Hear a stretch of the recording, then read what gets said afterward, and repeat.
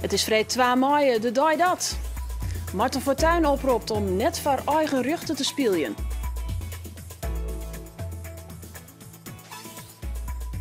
Friesland maar smart wachtend op het kantoorpersoneel van de NS.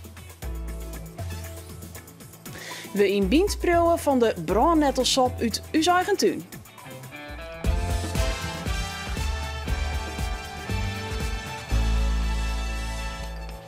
Goeiejoen en welkom bij Bient. We lieren de neetklok. En dat doen we in het Verzetsmuseum Ljouwert. We binnen daar aan het 5e object, maar het verhaal erachter. De klok van Boksem is door de Duitsers uit de kerk te worden gehaald. En door een aantal slimme Boksemmers is deze vervangingsklok gemaakt.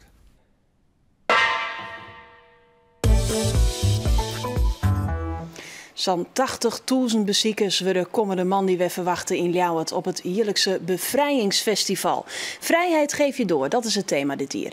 En Omroep Friesland pakt ik weer grut uit met het Noorderwien podium. De hele middag is er live muziek. En ik praat hierover met Noorderwien presentator Willem de Vries. Willem, welkom. En Mandy is het ook de finale van het Songfestival Lied. En daarvoor is ons coach Yvonne Blijzen, voorzitter van de Stichting Lied. Ik welkom. Dankjewel. Ja Willem, om maar even met die te beginnen. Waarom moeten wij Mandy naar het Noorderwien podium komen? Omdat het leuk is, een fantastisch festival is. Laat ik daar vooral mee beginnen. Leuk artiesten, de heerlijke sfeer is, al zo'n hier hast. En dan kan je verskaten van artiesten eigenlijk. Dus van alle markten ben je goed thuis. Van freestalig tot hip-hop, van lekkere housemuziek, ja, van alles eigenlijk. Ja. Dus, en om die enthousiasme te zien, denk ik. Ja, wel. Nou, ik had vooral druk achter de schermen altijd. Dus Wim Brons die mij voor mij presenteren en dan keek me druk meidjes met de teachgamers en al dat soort ingewikkelde dingen. Dus, ja, maar dan best wel, ik als DJ nog. Ja, we zijn nog op de plaat draaien. Ik probeer altijd meestal altijd een beetje van tevoren al naar het publiek of naar het podium te loeken. En dan zet ik wat leuke muziek op. Dus dan ben ik een beetje zo'n DJ. Ja. Dus ja. Vooral voor het festival. Ja. In 2008 is het begonnen, Noorderwien Live op het Bevrijdingsfestival. Even saai hier waarom in de tijd. In het weekend stap ik met mijn vrienden. Op vrijdagavond dan begint de show. Ja, fut met een vrouw, je kent het dus in de tuin. Kan of op een snijt en je op een knibbels in doen. Kan de honger een peel. Come on now baby, now to me lose. Come on now baby, now to me lose, yeah, yeah. Dit is mijn dag en het feels so good. Dit is mijn dag. Ik ben een graag tussen, ik ben al even smal. Ik zit bij de kroeg en ik draag me idioot. Midden in de nacht, midden op mijn toren. Wat er zelfs een keer nog mij.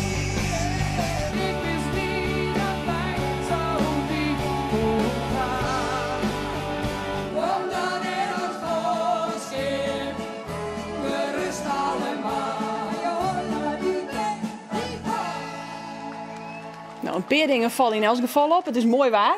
Ja, altijd ontnota. Ja.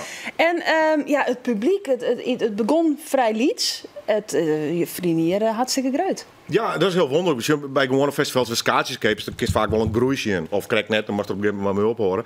Dus het bevrijdingsfestival, wij zijn maar een onderdeeltje van. Er zijn meerdere podia. Ja. En toch groeit het echt bij ons podium. Dat is heel wonderlijk. Dat is toch iets opbouwelijk is binnen een festival. Ja, is er een verklaring van waarom mensen... Ik denk dat het wat bekender worden is. Ik denk dat wij mijn programma's Noorderwien al hier een hele grote dag een live muziek. Hè? Dat is nog waar wij Vrede Miggies doen. En we gaan hield meer naar Boeten daar. Dat mensen hield meer op het programma komen van hey, er gebeurt wat in je studio. We promoten de Friese muziek heel bot, mijn live optredens in de studio. En ik denk dat zien weerslag ook wel wat had bij zo'n festival. Mensen denken, hey, wie had het, we short al eten, maar nog wel er echt even in. Ja. Verorings op het Noorderwien Live podium, daar zit een ontwikkeling in. Er zit ook een ontwikkeling in het Lied Festival. Yvonne Blijzen, je bent een periolien. Ik verhuizen naar de 4 mei, naar het Bevrijdingsfestival. Waarom? Ja. Nou, we zaten eigenlijk van oudsher sinds 1991 in het theater. En we kwamen tot de conclusie dat we eigenlijk een groter publiek wilden aanspreken. En die kun je naar binnen proberen te halen. En wij hebben ervoor gekozen om naar buiten te gaan. Dus we hebben een eerste keer gedaan buiten op een andere locatie. En we zijn later in gesprek geraakt met het bestuur van Stichting Bevrijdingsfestival.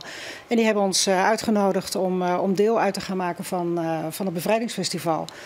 Daarmee kunnen we natuurlijk ook een efficiëntieslag maken. We kunnen apparatuur met elkaar delen. En daardoor maakt het dat we Liert ook betaalbaar houden. Ja, absoluut. Want dat is zeker een ding natuurlijk in cultuurland.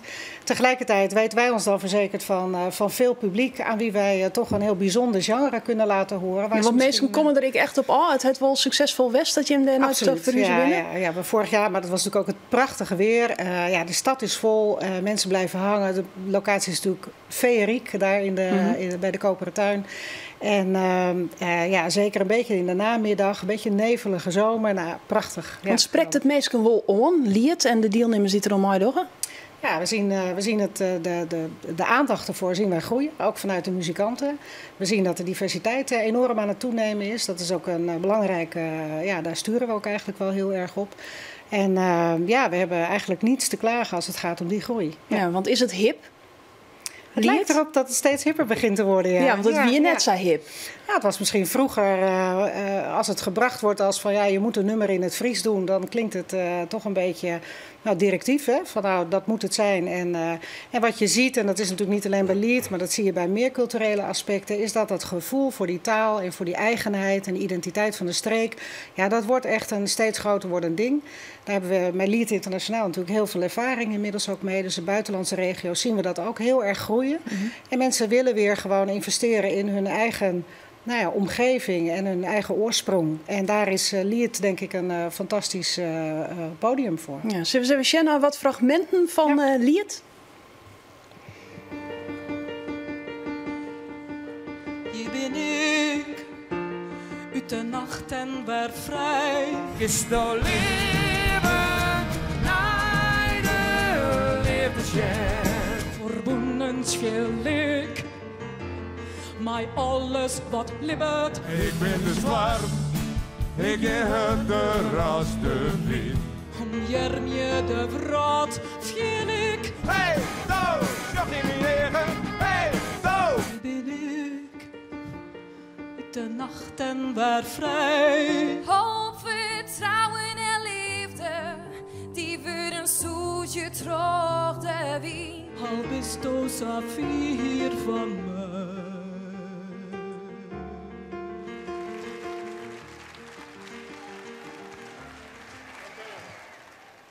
Wat zeggen we hier? Je zag een aantal fragmenten van de deelnemers die dit jaar meededen aan de voorronde. En die ook allemaal maandag aanstaande op het podium staan als finalist. En je zag daar tussendoor die dame die steeds herhaald werd. Dat was Platel, de winnares van vorig jaar. Ja, Mike, is een niveauverschil? Oren, muziek? Ja, het is zeker anders. Maar als je kijkt naar de hele line-up van Lied, dan zul je de grootste diversiteit aantreffen die ik denk moeizaam op andere podia zo dicht bij elkaar aantreft. En dat is denk ik ook de kracht en het bijzondere van Lied. Ook dit jaar weer. Er zit, je zag Vangrail en Wijma van der Werf. Dat zijn natuurlijk mannen die... Dat zijn wel hippe bands. Dat zijn hartstikke hippe bands. Er zitten prachtige balladeachtige nummers bij. Er zitten solisten bij. De diversiteit is immens groot. Ja, Willem, daar heeft de Varonders presenteerd. Een goede diversiteit. Ja, absoluut. Maar de breedte is er altijd wel, mag ik eerlijk zeggen. Dus van bands, dat inderdaad zo'n vrouw die al in is jong, dat heel stemmig, heel vrij zwier is. Ja. Dat is beleerd altijd wel. Maar het was juist een enorme golfbeweging. Het is heel afhankelijk van dat de muzikant dat het Fries broeken kennen, wollen. Zoals ik bijvoorbeeld mijn festival is iPop. Het ene hier had een hele soort ombad. En het hier erop kan het wel eens weer heel minder wezen. En de kwaliteit van zo'n lied is heel afhankelijk van hoeveel mensen in het Fries zongen. Op zo'n staat. Het is een criterium. Zo, en dat zou net het belangrijkste criterium wezen, Matte? Nou ja, het is wel insterker natuurlijk om de muziek met het Fries te promoten. Dus ik snap het idee wel, dat is ook heel sympathiek. Maar het is altijd wel heel dubbel, want eigenlijk moet het om muziek draaien en toch draait die taal er weer een hele grote rol in. Dus het kan echt channelcore-werkje. Ja, wringt dat, Yvonne? Nee hoor, ik ben het er ook niet mee eens. Want natuurlijk draait het om de muziek, maar het gaat om muziek en taal. Die combinatie en niet het een boven het ander. Maar maakt het dat van muzikanten soms net dreig? Dat je een hele goede band hebt, je vindt het fantastisch om muziek te maken, maar je kind net onliert maar want je beheerst de taal net. Ja, dat kan. En dat geeft andere mensen ook weer een podium. En je ziet ook dat er bands zijn die speciaal hiervoor een Fries nummer maken of een vertaling maken van hun eigen Nederlandse nummer. En dat hebben we in de afgelopen 20 jaar gezien en ik hoop dat we dat de komende 10 jaar ook nog steeds blijven zien. Ja. Ja, want het is net dreig om naar je kandidaten te vinden, te krijgen? Nee, tot nu toe niet. Nee, we doen zelfs een voorselectie. dan een voorronde en dan pas de finale. Dus dat geeft aan dat de jury een aantal momenten nodig heeft om te komen tot een top 10. Ja. Wat vies ervan dat zo'n band als Vangrail maar doet? Ja, hartstikke leuk. Zij spreken een enorm breed publiek aan. En ik vind het leuk dat zo'n band eens een keer de stap neemt. Omdat Fries, ik ga ze wel eens vaker dienen, maar ik bij zijn wedstrijd met te doen. Dus dat is voor Liert wel hartstikke mooi. En voor de Friese taal natuurlijk ook. Ja, het is wel een noemen wat al een periode oud is en wat Eltsen in Hasmais jongen keer. Want we draaien een soort op de omroep. Ja. Is dat net oneerlijk? Ik heb wat kritische loon van bands die zeggen van nou ja, dat vinden we eigenlijk net zo eerlijk. Ja, nou ja, als je even heel strikt kijkt naar het wedstrijdreglement, dan is dat helemaal oké. Want ze mogen geen cover brengen van een andere band, dus ze moeten eigen nummer brengen. Nou, dat is deze. Natuurlijk voor de publieksprijs zou je kunnen zeggen, als heel veel fans van Vangrail op de publieksprijs gaan stemmen, kunnen ze daar winnen. Maar voor de juryprijs absoluut niet. Ik denk zelfs dat het voor een nadeel wezen kan. Absoluut. Ik vind het echt heel moedig van een aantal deelnemers die nu in die finale staan, dat ze meedoen, dat ze op het podium gaan staan en dat ze zich willen laten meten door een jury. Ten opzichte van gewone amateurmuzikanten of misschien zelfs mensen die voor de eerste of tweede keer op een officieel podium staan. Dus ik vind het buitengewoon leuk dat ze meedoen. Ik vind het ook een compliment voor het festival. Ik vind ook dat ze daarmee eigenlijk aangeven, wij hebben vertrouwen in een goede beoordeling. Maar ik vind het heel stoer, want ze hebben meer te verliezen dan de amateur die meedoet. We zullen zien hoe het man die door op dat podium. Het podium bij Dij, Willem, wat binnen toppers, man die? Eigenlijk alleen maar toppers. Flauw, nee. Ja, eigenlijk in de breedte. Want ik bedoel, Gary Dalton bijvoorbeeld had het fantastisch in het Voice, finalist. Ja. De doellezers stil al garant jaren van Grut Feest. Echt Friestalig trouwens. Een hele leuke manier hoe zij de Friese evergreens omzet naar happy hardcore. En daar de jeugd enorm jongens spreken. Die maak ik nog eens meedoen trouwens, vind ik onlier. Dus bij deze uitnodiging. Liedje Hille is in zijn Nederlandstalige genre absoluut een van de toppers in Friesland. Dus dat vind ik wel leuk. Div is een ontzettend leuke opkomende band. Nou ja, zou ik nog wel meer nemen. Dus ik vind dat we in alle hoeken en gaten wel de leukere bands dit hier. Okay, van 1 tot 5 het Noorderwien live podium. En ons ik te volgen op radio, televisie en op internet. Ja. Willem, dank u wel voor uw komst en tegen succes, man. Yvonne blij is ik je hem heel soort succes mooi leert. Wat voor grutter verhaal zit er achter de klok van Boksum? Daar geven we op ziek in het Verzetsmuseum Ljouwert de laatste reportage in ons riegen de Tweede Wereldoorlog in 5 objecten. Die begon met de Jodenstempel en eindigt met een neetklok.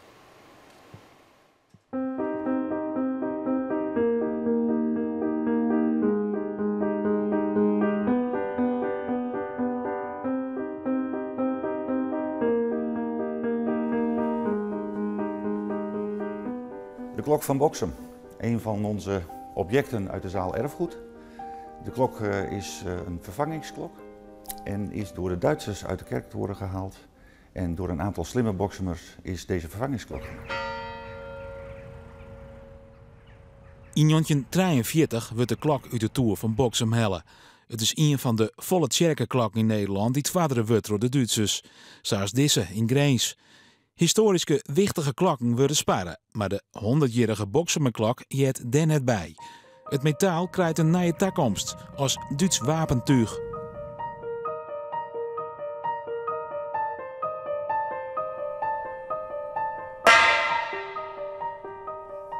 Het blikken geluid, het metalige geluid van de noodklok uit Boksum.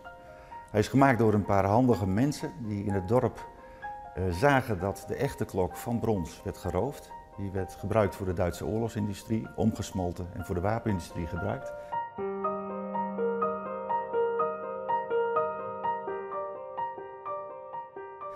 En die paar handige mannen dachten, ja, een kerktoren zonder klok, dat kan natuurlijk niet. Dus we gaan van de velgen van een oude vrachtauto, lassen we de klok in elkaar. Aan de ribbels op de klok is het nog goed te zien dat ze hier aan elkaar zijn gelast. En deze klok heeft tot een jaar na de oorlog in Boksum gediend als dé klok in de kerktoren.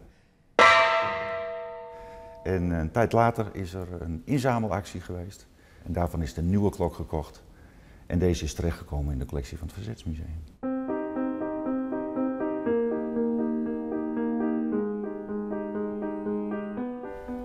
In het Friesland van de bezettingstijd is alles schaars.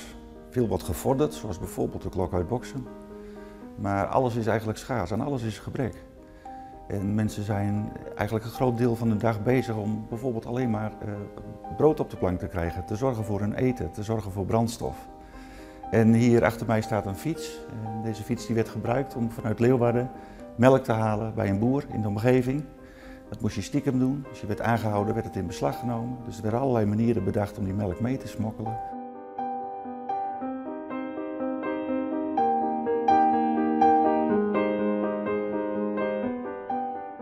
In de Randstad is de schaarste erg, is groot, is gebrek en uiteindelijk in de laatste oorlogsjaren zelfs hongersnood. Daarvan kunnen we niet spreken in Friesland. In Friesland is een agrarische provincie. Er was meer te krijgen, maar je moest wel op zoek gaan. En we horen toch wel verhalen van mensen die zeggen van ja goed, ze hebben het altijd wel over de Randstad, maar wij hadden ook echt heus niet altijd evenveel te eten. En zeker mensen die woonden in de steden van Friesland, was het toch even lastiger om aan voedsel te komen dan op het platteland.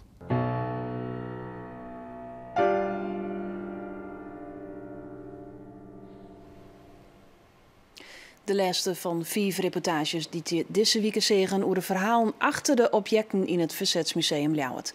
En de reportages ben ik weer om te vinden op uw Facebookpagina. Om je eigen groentes te kweken, ha je net bevast een hele grote tuin nodig. Dat lieten Miranda en Aatje het zien, maar de mini-bientuin. Deze vakantieweekend laten we alle afleverings van de bientuin nog een keer voorbij komen, zodat je thuis zelfs onder slag kunnen. En dus het excuus dat je alleen nog maar een balkon ha, dat geldt nou net, dus opletten.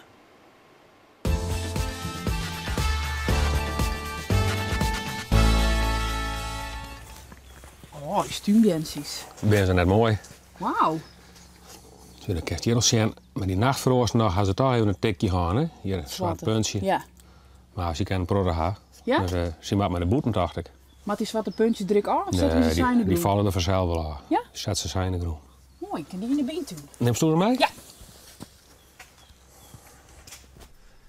Je boekt ze maar aan, Miranda. Best. Zie je dat zitten? Dus. Mat ik maar de hand of hoe doe je dit? Ja, dat lijkt me wel goed.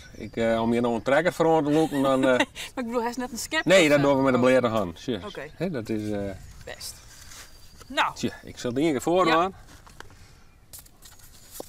Voorzichtig maar, Adrie. Ja, ik doe heel voorzichtig. Ik kniep een paar keer in de pot en dan lees hem er langzaam het. Je zitten de worteltjes al. Ja. Met hele mooie plantjes. Heb je goed dingen, hè? Ja, dat is vakwerk.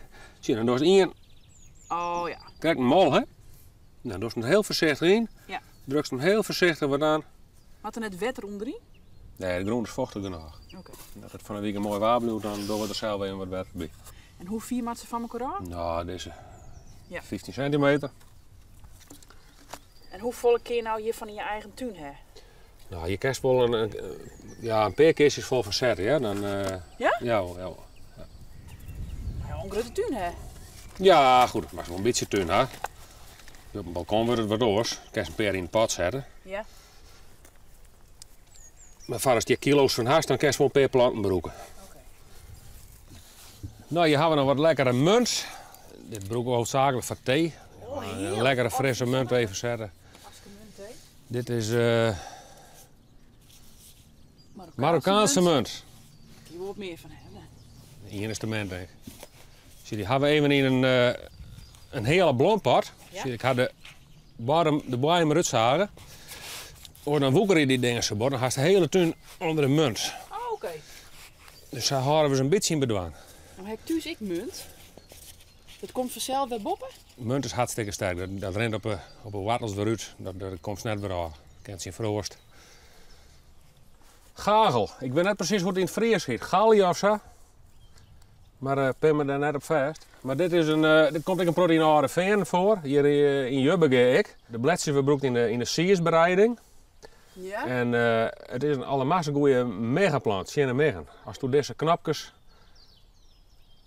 hoe die hoort heen roest. Ja. Kijk, er komt echt een heerlijke lucht vrij. Daar hadden megen een hekel aan. Beetje kanielig is het. Ja, dit is wat een apart luchtje. Dit wordt de mini bientuin. Voor meestal mijn balkonsje, net een volle groen. He? Dus alle moeite die wij dingen hebben, ken ik gewoon niet zo Dat kan, ja, we zijn er mee bezig. Dit is volle makkelijk. Ik kan het onder het bed komen. Nou, dit is een stukje doors truffel, hoe het zo nee maar heet. Ideaal voor in de tuin. Ja. Als het mooi vlak, maak ik even een geultje. Raapstaltjes, wat is dat? Ja, dat zit wat tussen snijbiet en spinazie in. Het is echt een hele harde groente. Als het geworden is, de trogroeien komen de knalletjes aan, die kan je hartstikke eten. Ik een groente wel haast naar me kennen. Nou, dan doen we rietje radiscus. Lekker. Dus dit ben langen. Als ik in alle soorten, maten, kleuren. Dit ben langen met een reed liefke en een wit kapje erop. Smaken zo hetzelfde. Zit ik nog wat van? Of, Ja, alsjeblieft. Ik ben saai enthousiast. Ja, maar ik wilde het ik, dus maar ik wil oefenen. Ik ben daar maar oefenen. Nou. En onderdrukken. En wanneer komt dit nou op? Nou, dit is mijn weekend. Over een weekend, ja, dan komt het al boven. Wat zie ik daar? Zuring, veldzuring. Druut? Wie kan hem wel even in de keuken broeren. Je zit allemaal de vitamine C in en ijzer. En wie doet er verder niks mee. Dat is een beetje nou verlet van hem. Dit zou je nou eigenlijk krijgt een proteïne maar. Nou zit je weer een proteoxaalsoor in. Dus dat mag ik weer net elke dag eten, want dat is dan ik weer net goed zijn man. Maar één keer in de week of één keer in de 2 weken niks mis mee. En dan krijg je een gigantisch proteïne. Wat nou dus heel belangrijk was zo. Alleen wie griepen dan naar de ingewikkelde Himalaya-bessen en gooi-bessen en weet ik veel wat potjes en pilletjes. Wie had het steeds je boeten en wie weet het net meer. Wat er is nog wat bij? Nou, brandnedel, hè? Hier hebben we de brandnedel. Zie, er gebeurt hier niks mee, hè? Zo. Maar het altijd van onder naar boven. Dan eerst met de tritsjes mee, met de hierkes. Oké. Nou, dan pluk ze de tap eruit.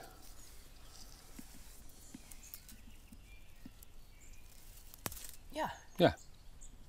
Plukken, een wasje en dan kan je de staanpad van mij zien. Gewoon een normale staanpad. Was met boerenkool of water, kan je er mee. Ik heb eigenlijk al een creatuur. Iedereen eigenlijk wel, ja. Je mag wel even op denken wij het plukken vanzelf, hè, want het is net overal vertrouwd. Hè. Noem eens een hondenuitlaatgebied, daar word je geen brandheid als wij hebben. Maar gewoon even goed bij denken. Ja.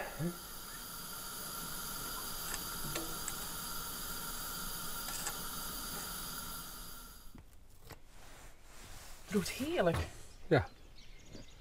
Nou, de smaak nog.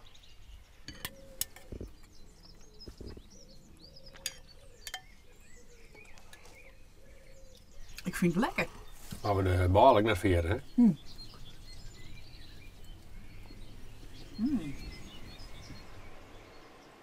Aad Oostenbrug. En hij weet een heel soort. En als je nou een vraag van hem hebt, dan kun je die stellen. En dat kind terug een mail te sturen naar aadklaske@online.nl.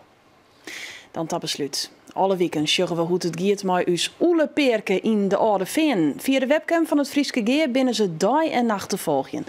En dit keer rint de temperatuur heeg op in het oelehok.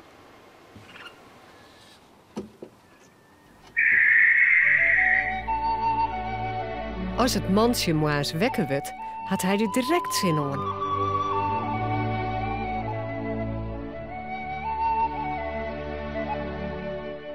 Later, als hij de mem even voort binnen, sjoggen we al 6 lietse oeltjes.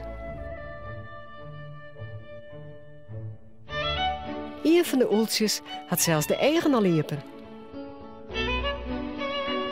Dochs zit het bij mem het lekkerst. En als mem dan ook nog wat lekkers te verdelen had.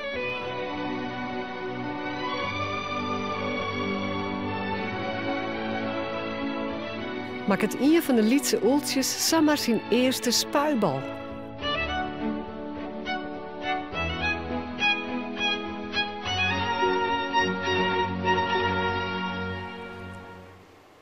En wil je al meer beelden zien van de oelen? Je kan ze volgen via de webcams op de site van het Frieske Geer. En dit wie bient Mandy, dan is bient er net. Maar Tuesday, dan ben we er wel gewoon weer. En dan zit hier Roelof Lausma. Graag dan, van nog een mooie jong verder en een heel noffelijk weekend.